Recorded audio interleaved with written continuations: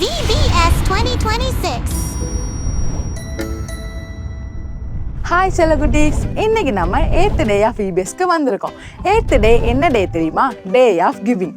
உங்கள்கிட்ட இருக்கதை மற்றவங்களுக்கு கொடுங்க, எல்லாருக்கும் ஹெல்ப் பண்ணுவீங்க தானே? இன்னைக்கு என்ன டாபிக்னு பார்ப்போமா?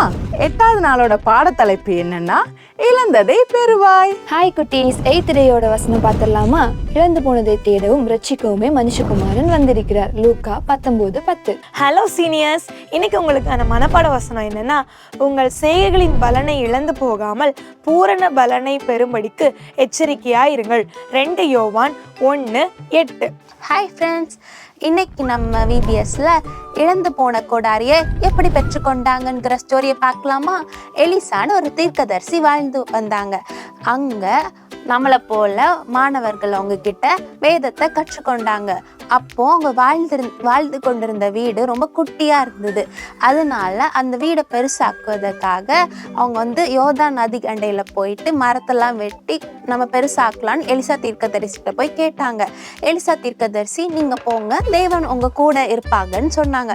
உடனே இந்த மாணவர்கள்லாம் சேர்ந்து அவங்களோட கோடாரியும் எடுத்துட்டு போய் மரங்கள்லாம் வெட்டிட்டு இருந்தாங்க. அப்போ ஒரு மாணவனோட கோடாரி அந்த நதியில விழுந்துருச்சு.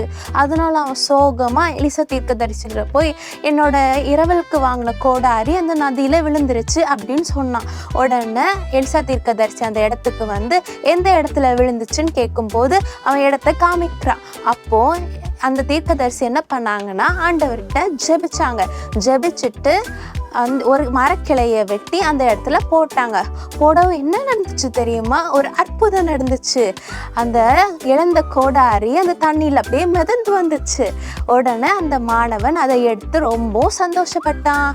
இதுலேருந்து நம்ம என்ன கற்றுக்கிறோன்னா, தேவனால் கூடாத காரியம் ஒன்றுமே இல்லை.